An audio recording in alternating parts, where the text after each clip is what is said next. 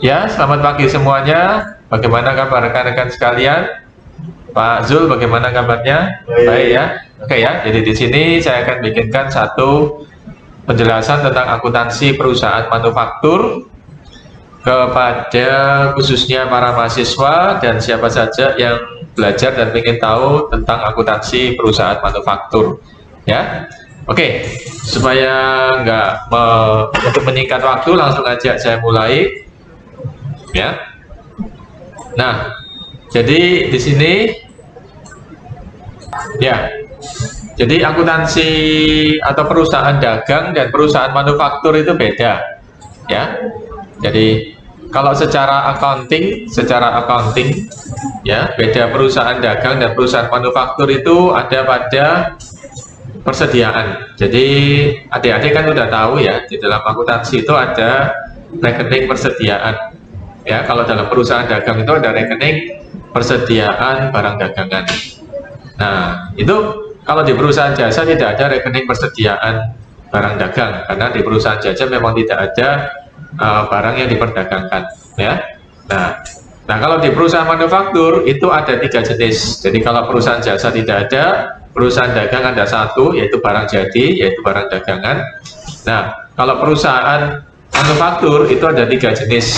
Ya, 3 tipe ya, yaitu yang di sini adalah barang baku atau bahan mentah ya, kemudian barang dalam proses atau barang setengah jadi, dan yang ketiga adalah barang jadi ya. Jadi bisa adik-adik sekalian lihat di dalam penjelasan di sini ya. Jadi barang mentah atau barang baku atau raw material, kemudian ada barang dalam proses atau BDP, barang setengah jadi.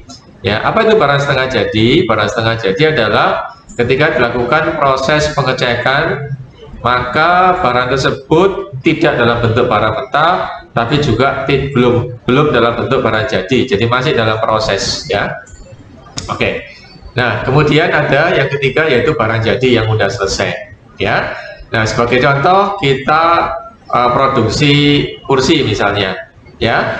Nah, kursi yang kita produksi mungkin ada bahan mentahnya, yaitu ada kayu, kemudian besi, paku, skrup ya, ada sponnya juga. Nah, itu adalah bahan mentahnya ya. Nah, barang jadi itu adalah barang yang sudah jadi dan siap dipakai dan dijual ya. Nah, ketika proses produksi, proses produksi itu kan nggak bisa nggak perlu berhenti ya. Ketika dilakukan pengecekan keuangan atau penilaian, maka dia jalan terus.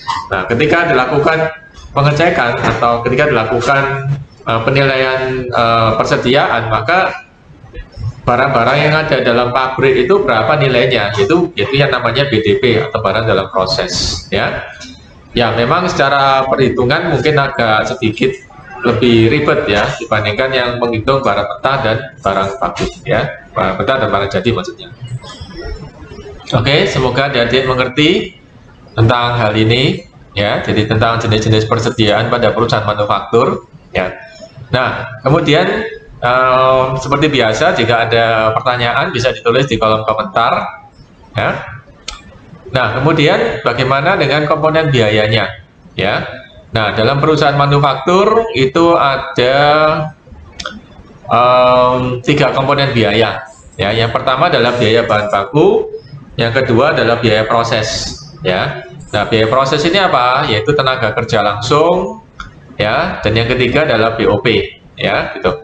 Nah, saya mulai dengan yang pertama dulu, yaitu bahan mentah ya. Jadi bahan mentah di sini adalah biaya yang kita keluarkan atau rupiah yang kita keluarkan, dana yang kita keluarkan untuk membeli barang mentah tersebut ya. Jadi misalnya kita produksi kursi ya, jadi kita beli kayunya, kita beli sponnya, kita beli paku skrupnya, dan nah, kita produksi misalnya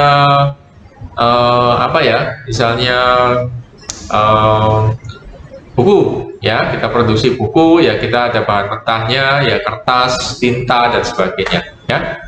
Nah, itu adalah biaya-biaya dikeluarkan untuk mendapatkan bahan baku tersebut ya kan. Nah, kemudian ada biaya proses ya. Nah, biaya proses ini apa? Bisa dilakukan dengan manusia ya, yaitu tenaga kerja langsung ya. Jadi biaya tenaga kerja langsung ya.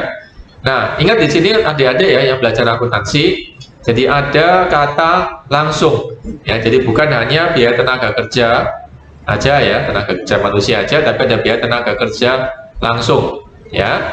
Nah, apa bedanya antara biaya tenaga kerja langsung dan biaya tenaga kerja nggak langsung?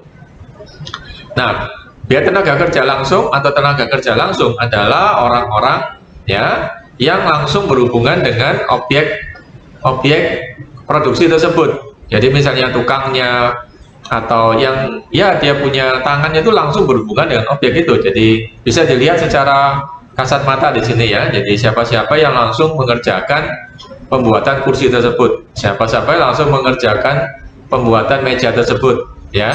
Siapa-siapa yang langsung mengerjakan pembuatan produk tersebut atau sepeda tersebut atau mobil tersebut, itu adalah masuk pada biaya tenaga kerja langsung ya, gitu ya. Nah, kemudian yang ketiga kayaknya agak unik ya, yang ketiga agak unik. Nah, yang ketiganya adalah namanya BOP. Nah, BOP itu adalah semua biaya ya, semua biaya yang ada di pabrik tapi nggak termasuk pada nomor 1 sama nomor 2 di atas ya.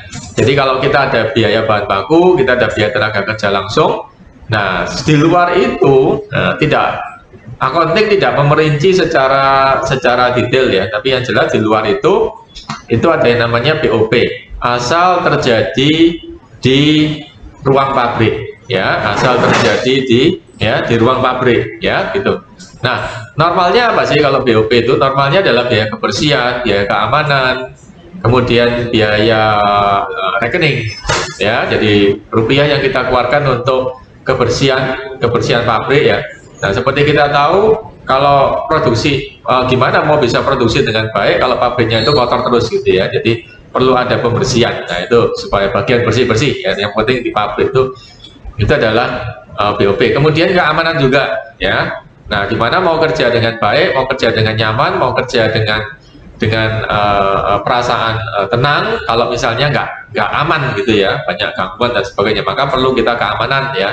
Mungkin ada satpam, security atau semacam itu ya, itu adalah biaya keamanan ya. Kemudian juga untuk rekening ya, rekening kita ada biaya fasilitas listrik, air, pendingin ruangan, kemudian komunikasi ya, dan sebagainya ya.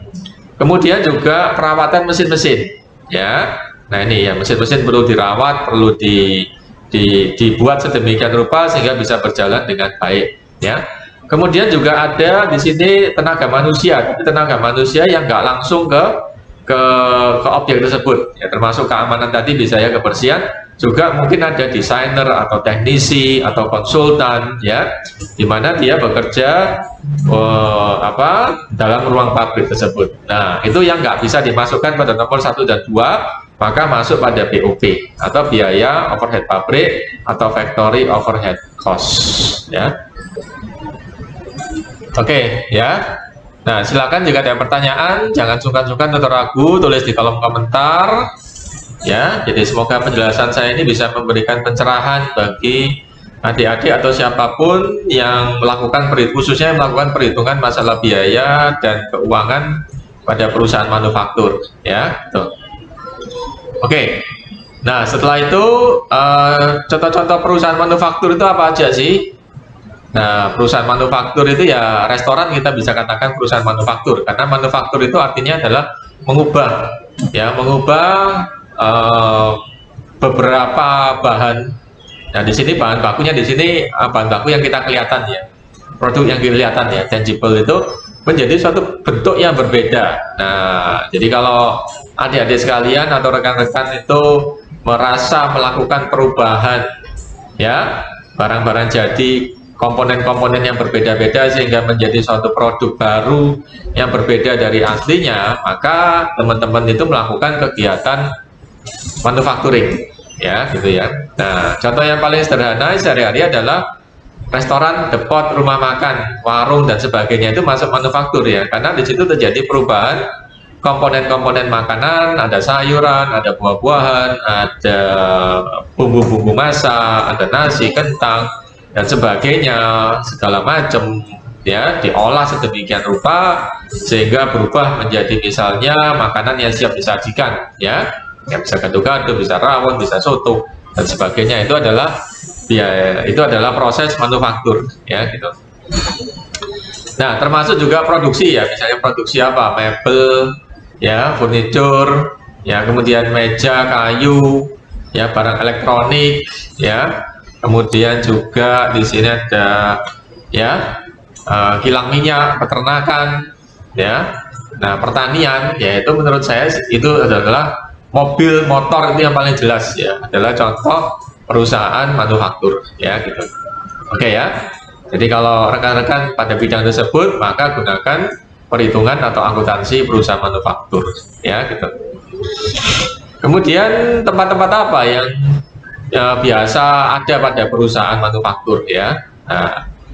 Nah, tempat-tempat yang biasa ada pada perusahaan manufaktur itu adalah tentu saja berkenaan dengan bahan bakunya, ya. Bahan bakunya perlu disimpan. Nah, itu namanya adalah gudang bahan baku, tempat penyimpanan bahan baku, ya. Nah, kalau di restoran ya berarti kulkasnya atau tempat di mana dia menaruh bahan baku, bahan makanan sehingga nggak sampai rusak dan bisa diproduksi dengan baik, ya, gitu. Kemudian tempat pengolahannya adalah namanya pabrik. Kalau restoran ya dapur, ya. Nah, pabrik adalah ruang di mana terjadi proses pengerjaan, ya, perubahan dari beberapa bahan baku atau bahan mentah menjadi barang jadi, ya. Itu adalah namanya pabrik, ya, gitu. Nah, ada satu isu, ya, ini sebelum satu isu penting, ya, dalam perusahaan manufaktur, ya, berkenaan dengan pabrik dan tenaga kerja langsung, di mana saat ini kita berada pada tahun-tahun di mana mulai terjadi pergerakan atau perubahan secara cukup signifikan pada penggunaan tenaga kerja manusia, ya. Jadi tenaga kerja manusia, tenaga kerja langsung itu mulai banyak diubah oleh mesin atau robot, ya. Jadi mesin atau robot mulai menggantikan tenaga kerja manusia dalam produksi, ya. Nah, contohnya apa? Ya, kita produksi mobil itu udah kita lihat, rekan-rekan bisa lihat di YouTube, ya, bahwasanya semakin banyak mobil yang udah mulai mungkin semakin banyak persentasenya digantikan oleh tenaga mesin atau robot, ya. Nah, karena robot itu tidak mengenal waktu kerjanya, ya, tidak mengeluh, ya, tidak ada pensiun, ya, dan juga tidak melakukan misalnya demonstrasi atau apa, ya. Jadi robot itu dia kerjanya bisa non-stop, ya, gitu, ya, tanpa perlu perawatan, tanpa perlu seperti manusia, ya. Itu jauh beda, ya. Itu sekarang mulai banyak seperti gitu. Nah, seandainya tempat-tempat kerja rekan-rekan sekalian banyak menggunakan mesin atau robot atau otomatisasi, maka biayanya lebih besar pada biaya overhead pabrik, ya, karena dalam biaya overhead pabrik itu ada yang namanya itu biaya perawatan mesin, ya, seperti itu, ya. Nah, kembali lagi ke sini, ke tempat-tempat penyimpanan bahan ini.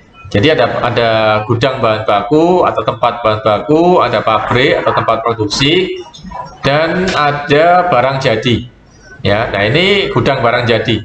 Nah, ini rekan-rekan perlu tahu, ya, untuk gudang barang jadi ini jangan digabung dengan barang mentah, ya. Ya, jadi misalnya rekan-rekan produksi kursi, ya, kursi atau meja, ya. Nah, itu kalau bisa, ya, itu kursi meja yang udah jadi, yang mau dikirim, yang bagus itu jangan didekatkan sama bahan-bahan bakunya, ya. Bahan-bahan baku seperti kayunya, potongan-potongan besi atau potongan skrup, baut, cat dan sebagainya itu jangan dideketin situ, ya, supaya produk jadi ini yang udah mau dikirim ini nggak sampai tergores, cacat atau apa, ya. Jadi perlu ada gudang penyimpanan barang jadi atau tempat penyimpanan barang jadi, ya. Nah, ini tidak perlu kadang dengan dana yang terbatas, kadang tidak perlu ini spesial, ya, tapi paling nggak itu terpisahkan, ya, gitu. Kemudian juga jangan lupa ada yang namanya kantor, ya. Kantor adalah atau kalau di restoran mungkin ada tempat kasir kecil atau apa, ya. Jadi ini perlu ada pembedaan atau paling nggak jangan pencampuran, ya. Ya, jadi meskipun tidak berbeda betul, tetapi tidak dicampur ya. Jadi ada tempat untuk bahan baku, ada tempat bekerja pabriknya, ada tempat barang jadi, dan ada tempat administrasi atau kantor atau keuangan ya, seperti itu ya. Jadi ini tidak tercampur ya tempatnya, seperti itu. Kemudian untuk supplier atau pemasok adalah pihak-pihak yang menjadi langganan kita yang memasok bahan mentah ya. Jadi pemasok bahan baku dinamakan supplier. Nah, ini ya, ini saya pindah ke atas X.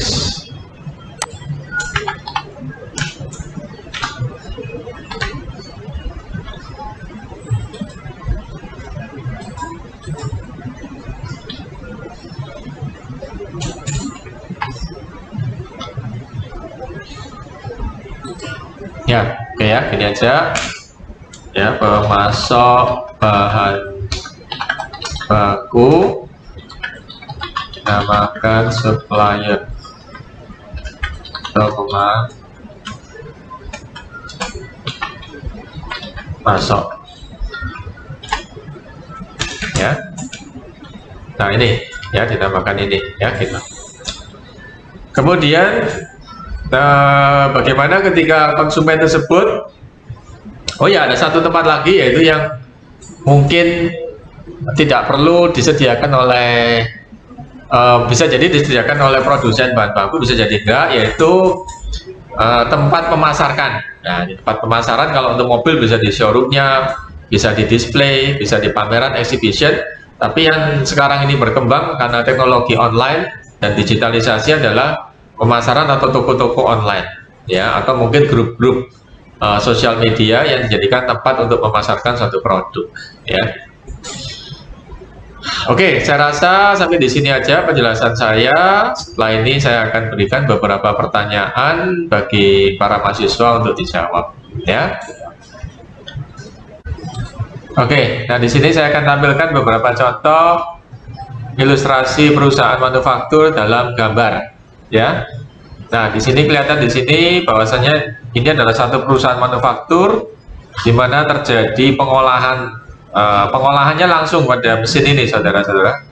Ya, jadi adik-adik, rekan-rekan sekalian, di pengolahannya pada mesin ini ya. Langsung kemudian barang jadinya ditaruh di dalam ini. Dalam apa? Dalam kontainer truk di sini. Nah, ini adalah satu contoh otomatisasi pertanian yang banyak terjadi di Amerika Serikat. Ya, di mana mereka di sana produksinya pertanian udah seperti produksi massa ya, mass production ya. Jadi otomatisasinya sangat tinggi untuk bisa menghasilkan produk yang banyak ya. Jadi massa dengan otomatis, kalau produknya banyak, otomatisasi ya, dan tenaga manusia yang dikerjakan itu sedikit, maka mereka bisa menekan biaya, dan otomatisasi dan secara berkelanjutan bisa menekan harga ya, harga bisa lebih murah karena otomatisasi. Kemudian yang kedua adalah, nah di sini ya, pengangkutan bahan baku untuk dibawa ke tempat produksi ya. Dan yang berikutnya adalah contoh dari tenaga kerja langsung ya. Nah, jadi di sini adik-adik bisa tahu, bisa dapat gambaran, oh ini loh yang namanya tenaga kerja langsung, oh ini loh tenaga kerja nggak langsung ya. Jadi tenaga kerja langsung, dia langsung berhubungan dengan produk atau material yang akan diubah. Nah, di sini terjadi proses pengubahan beberapa material menjadi suatu bentuk yang berbeda dari bentuk aslinya. Termasuk juga pembangunan rumah yaitu ya. Jadi ya, rekan-rekan itu pembangunan rumah juga termasuk proses manufaktur ya. Terjadi perubahan dari berbagai macam komponen menjadi suatu tempat tinggal ya, yang bisa kita nikmati ya, seperti itu ya. Nah, ngomong-ngomong dalam pembangunan rumah, untuk di negara seperti Amerika itu kebanyakan mereka menggunakan bahan dasar kayu, kayunya banyak banget ya. Nah, karena di sana untuk semen dan sebagainya itu beton dan itu mahal ya. Oke, sedangkan di Indonesia itu jauh lebih murah ya. Jadi kita bersyukur ya. Gitu. Oke ya, jadi contoh tenaga kerja langsung ya. Nah, kemudian ini adalah bahan baku yaitu berupa kayu. Ini juga bahan baku dalam industri jahit menjahit atau fabric ya pakaian dan sebagainya seperti itu. Nah kemudian ini juga ya, jadi dari bahan baku yang berupa dari alam ya, petik ya, berupa apel di sini, apel ya diproses sedemikian rupa secara otomatisasi, dan di sini teman-teman lihat banyak mesin-mesin yang digunakan ya. Jadi yang saya katakan tadi, kita sedang bergerak secara signifikan perubahan dari yang manual atau tenaga kerja manusia menjadi otomatisasi atau mesin ya. Jadi ini saya ingatkan adik-adik dan rekan-rekan, kita jangan sampai kalah dengan mesin ya. Kita harus punya mindset, harus punya keterampilan, pengetahuan, informasi, sehingga kita bisa terus survive ya, bertahan, lebih kuat, lebih pinter, lebih smart, dan tidak mudah digantikan oleh mesin ya. Karena kalau kita bekerja masih secara linier, sama terus, monoton ya, maka itu akan mudah digantikan oleh mesin ya, seperti itu. Oke ya, jadi ini produksi apple juice drink ya, dalam berupa minuman ini udah secara otomatisasi ya, dalam kapasitas yang sangat besar untuk menghasilkan harga yang jauh lebih murah ya dibandingkan manual ya gitu. Prosesnya terjadi dalam satu tempat yang dinamakan pabrik ya, pabriknya jenis seperti high tech ya, sudah ya seperti itu. Nah, tenaga kerja manusia hanya segelintir aja ya, mereka mengawasi dan mengoperasikan mesin aja. Jadi sebagai operator mesin, pengawas dan juga pengecek ya, seperti ini. Nah, oke ya, apalagi dalam industri mobil ya. Nah, industri mobil ini juga banyak menggunakan robot ya untuk minimalisasi risiko. Ya, kalau robot kesenggol, ketabrak dan sebagainya itu tidak. Tapi kalau manusia, nah itu bisa jadi kecelakaan kerja ya. Maka di sini sebanyak mungkin dimaksimalkan penggunaan mesin dan robot ya, termasuk elektronik, komputer dan sebagainya ya. Nah, kemudian juga di sini keju ya, keju juga sama produksi ya. Di sini banyak kelihatan tenaga kerja manusianya ya di negara-negara rombakanya. Kemudian coklat juga ya, produksi juga salah satu contoh perusahaan manufaktur ya. Nah, kemudian dari item pertama, kedua, ketiga dari komponen biaya itu yang paling banyak listnya ya, rekan-rekan dan adik-adik sekalian, adalah BOP atau biaya overhead pabrik ya. Nah, kata overhead itu artinya head itu kepala ya, over artinya di atas kepala. Jadi apapun biaya yang terjadi dalam lingkup ruang pabrik ya, itu adalah biaya overhead pabrik ya, overhead di atas kepala ya. Nah, misalnya apa di sini, biaya tenaga kerja nggak langsung ya, jadi supervisinya, mandornya, bagian keamanan ya, kebersihan, itu kan nggak langsung ke produk yang dihasilkan. Nah, itu adalah tenaga kerja nggak langsung, konsultannya ya, teknisi perawatan mesinnya, itu tenaga kerja nggak langsung ya. Jadi adik-adik perlu membedakan dan membedakan biayanya juga ya, mana yang biaya tenaga kerja langsung, mana yang tenaga kerja nggak langsung ya. Kemudian juga bahan nggak langsung dari produk tersebut ya, misalnya ada bahan pembersih, pelumas, oli, bahan bakar, solar, itu bahan-bahannya nggak langsung tapi dia diperlukan. Misalnya dia diperlukan untuk perawatan mesin produksinya misalnya, seperti itu. Kemudian biaya-biaya berhubungan dengan reparasi atau perbaikan gedung, perbaikan mesin, yaitu masuk BOP.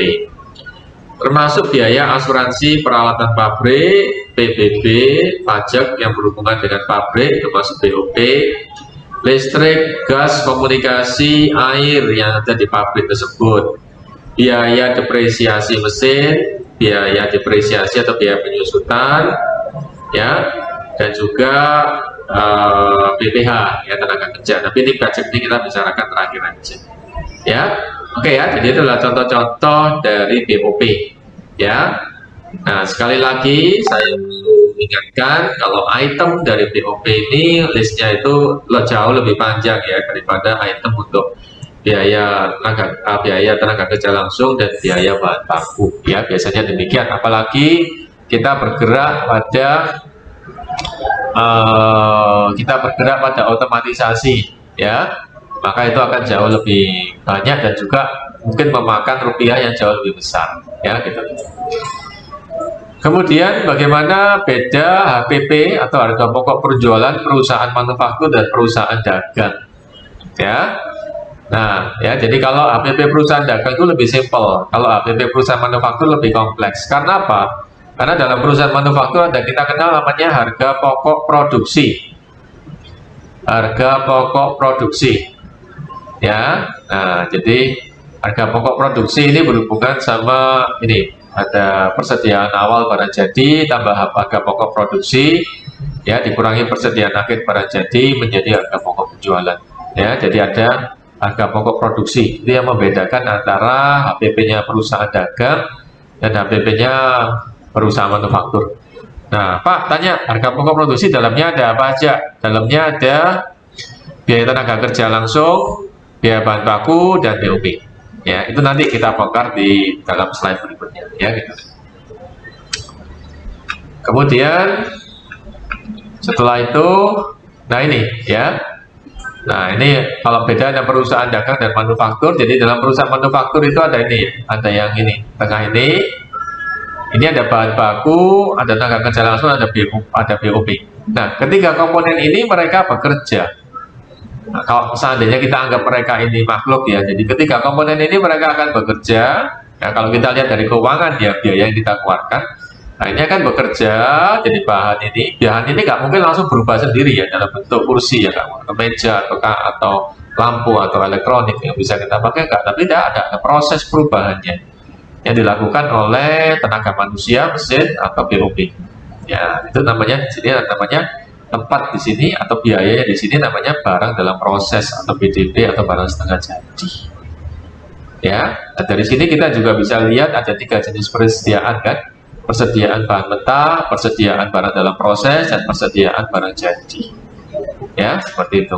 Ya, kemudian untuk menghitung nilainya maka ada persediaan awal dan persediaan akhir. Yaitu persediaan awal diwakili oleh oval kecil, persediaan akhir diwakili oleh oval besar.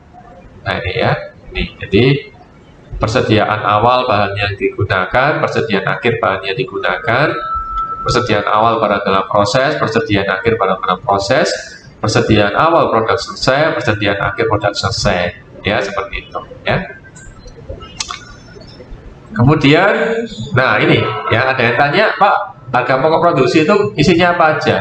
Isinya adalah bahan langsung, ya, jadi bahan baku langsung, ya, jadi bahan baku langsung, tenaga kerja langsung, dan BOP, ya, biaya overhead pabrik, ya. Nah, kemudian ditambah BDP awal dikurangi BDP akhir menjadi harga pokok produksi. Nah, harga pokok produksi itu yang jadi HPP itu tadi ya, ya guys ya. Jadi harga pokok produksi tambah persediaan barang jadi awal dikurangi persediaan barang jadi akhir menjadi harga pokok penjualan. Nah, harga pokok penjualan akan menjadi pengurang dari penjualan sehingga menjadi laba kotor. Nah, laba kotor dikurangi biaya operasi yaitu biaya pemasaran sama admin menjadi laba bersih. Ya, oke ya, saya ulangi lagi ya guys ya. Ini penting banget ya. Jadi laporan laba rugi itu adalah penjualan dikurangi HPP. Ya, ini penjualan, yang kebaca penjualan bersih ya, penjualan bersih dikurangi HPP. Nah, harga pokok produksi atau biaya yang dikeluarkan pada ruang pabrik. Ya. Nah, HPP itu dari mana? HPP adalah harga pokok produksi ditambah persediaan barang jadi awal dikurangi persediaan barang jadi akhir. Ya, nah itu menjadi harga pokok penjualan. Nah, harga pokok produksi itu komponennya ada 3, yaitu bahan langsung, tenaga kerja langsung, sama overhead pabrik. Jadi kalau rekan-rekan teman-teman produksi, yaitu dari bahan langsung yang dipakai pada periode tersebut, berapa nilainya, tenaga kerja langsung berapa nilainya, BOP-nya berapa nilainya, ya. Nah, kemudian berapa nilainya, kemudian ditambah BDP awal dikurangi BDP akhir, itu menjadi harga pokok produksi. Nah, harga pokok produksi kemudian ditambah BC awal dikurangi BC akhir menjadi HPP atau harga pokok barang yang laku terjual. Nah, HPP menjadi pengurang dari penjualan bersih sehingga menjadi laba kotor. Nah, laba kotor artinya belum dikurangi biaya admin sama pemasaran atau biaya operasi. Nah, setelah dikurangi biaya operasi, maka menjadi laba bersih sebelum pajak. Nah, ini adalah alur keuangannya atau alur biaya pada perusahaan manufaktur. Ya, seperti itu. Moga-moga bisa dipahami. Dan silakan jangan sungkan-sungkan untuk kirim pertanyaan ke saya. Ya, seperti itu. Ya. Oke, saya rasa sekian dulu ya, guys, penjelasan saya sampai saat ini. Ya, silakan dukung terus channel saya dengan like, subscribe, sama share. Ya, oke, terima kasih. Salam sejahtera. Ya.